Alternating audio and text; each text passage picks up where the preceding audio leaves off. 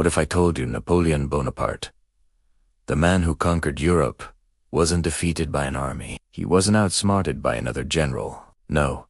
The fall of one of history's greatest empires began with a single choice. A choice made not on the battlefield, but in the mind of one man. It's 1812. Napoleon is at the absolute peak of his power. From Spain to Poland, his empire stretches across the continent. Kings bow to him. Nations pay him tribute. His grand army, the Grande Armée, is the most powerful military force the world has ever seen. It's an unstoppable machine of conquest. For years, Europe has tried to stand against him. And for years, Europe has failed. Coalition after coalition has been shattered. He's redrawn the map, installed his family on thrones, and rewritten the laws. To the people of the time, he must have seemed less like a man and more like a force of nature. Invincible. Inevitable. But there was one holdout, one giant, sprawling empire in the East that refused to kneel. Russia. Under Tsar Alexander I, Russia stood as the last major continental obstacle to Napoleon's total domination. So, Napoleon decides to finish it. He gathers the largest European army in history, over 600,000 men from 20 nations.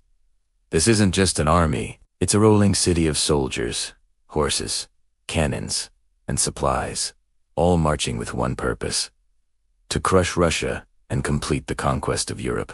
In the summer of 1812, this colossal force crosses the Niemen River and enters Russian territory. Napoleon expects a decisive battle, the kind he's famous for. He wants to meet the Russian army, destroy it in a single epic clash, and force the Tsar to sue for peace. That's his formula, and it's always worked. But Russia doesn't play by his rules. The Russian generals know they can't beat the Grand Army in a head-to-head fight, so they do something maddening, something unthinkable. They retreat. As Napoleon's forces advance, the Russians simply fall back, deeper and deeper into the vast, empty expanse of their homeland. They burn the crops in the fields. They destroy the villages. They poison the wells. They leave nothing behind but scorched earth. The Grand Army, designed for short, decisive campaigns in the well-populated heart of Europe, starts to suffer. It's a machine that needs fuel, and its supply lines are stretching to the breaking point. The summer heat is brutal. Disease begins to spread. Thousands of men and horses die without ever seeing a single Russian soldier. Still, Napoleon pushes on, convinced that the Russians will have to turn and fight eventually. His pride, his entire reputation, is built on never backing down. Finally, just outside Moscow, at a village called Borodino, the Russians make their stand. The battle that follows is one of the bloodiest single days in history up to that point. It's a brutal, horrific slugfest. Tens of thousands of men are lost on both sides. In the end, the French claim a tactical victory. But it's a hollow one. The Russian army, though battered, is not destroyed. It slips away once more. A week later, Napoleon marches into Moscow. He expects to find a city ready to surrender, a delegation of nobles to hand him the keys. Instead, he finds a ghost town. Most of the population has fled. And then, fires begin to break out, started by Russian patriots. The flames spread through the wooden city until Moscow becomes a sea of fire. Napoleon, the master of Europe, sits in the Kremlin and watches his prize burn to the ground. And "'Tis is Italian. This is the moment. The decision. Winter is coming. And in Russia, winter is not just a season.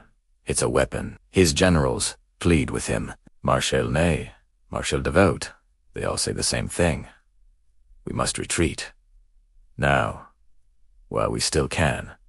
The army is exhausted. There's no food. Moscow is a smoldering ruin. Staying is suicide. But Napoleon hesitates. 4 or 5 long weeks. He waits. He waits for a peace offer from the Tsar that will never come. Why? Pride. He cannot accept that he failed. He cannot bear the thought of returning to Europe without a clear victory. A retreat would look like a defeat.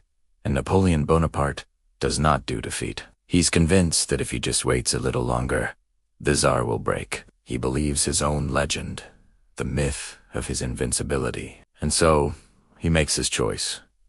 he stays. It's the single worst decision of his life. By the time he finally gives the order to retreat in late October, it's too late. Winter has arrived early, and it is ferocious. Temperatures plummet to lows a Western European couldn't even imagine. The snow begins to fall, burying the roads. Food disappears completely. Soldiers starve. They kill their own horses for a meal, then eat the frozen remains. They burn houses just to stay warm for a few hours. Frostbite claims fingers, toes, and lives. Discipline collapses. The Grand Army disintegrates into a desperate, freezing mob. And now, the Russians attack. Not with big battles, but with quick, brutal raids. Cossack cavalry swarm the flanks, picking off stragglers. Partisans appear from the forests, strike, and vanish. The retreat becomes a death march. At the Berezina River crossing, disaster strikes. Thousands are trapped and slaughtered as they try to cross makeshift bridges. A scene of pure horror. By the time the last remnants of the Grand Army stagger out of Russia, the numbers are staggering. Of the more than 600,000 men who went in, less than 100,000 make it out. Many of them are broken, frostbitten, and will never fight again. Napoleon lost 500,000 men. He lost his cavalry, his artillery, his reputation. He lost everything. He abandoned the army and rushed back to Paris to raise a new one, but the damage was done. For the first time, Europe saw that Napoleon was not a god. He was a man. He could be beaten. He could make mistakes. Catastrophic mistakes. The myth of his invincibility was shattered in the Russian snow. This disaster emboldened his enemies. Prussia, Austria, Sweden, they all smelled blood. They joined Russia and Britain in a new coalition. The Sixth Coalition, determined to finish him once and for all. While Napoleon was still a brilliant general and raised new armies, he never recovered from the losses of 18. The veterans, the experienced officers, the thousands of trained horses, they were all gone, buried in Russia. Less than 2 years later, the Allied armies would march into Paris. Napoleon would be forced to abdicate and exiled to the island of Elba. His glorious empire was gone. Even his later comeback, the famous 100 Days, ended in final defeat at Waterloo. But Waterloo was just the final blow. The wound that truly brought him down, the one that proved fatal, was inflicted 2 years earlier. History often focuses on the great battles, the clash of swords and cannons, but sometimes the most important moments are quiet ones. A choice made in a burning city, thousands of miles from home.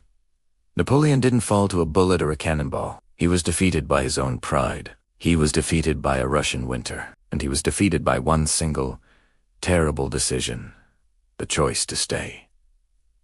What if he had listened to his generals? What if he had retreated from Moscow a month earlier? He might have saved his army, his empire, and his throne. History would look very different, but he couldn't bring himself to do it. He couldn't admit failure, and in that moment of hubris, he sealed his own fate. Not every fall is loud. Some begin with a quiet, stubborn refusal to turn back. This is reversed history, where we see that the past is never quite what it seems. Thanks for watching. If you found this story fascinating, be sure to like this video and subscribe for more deep dives into the decisions that shaped our world.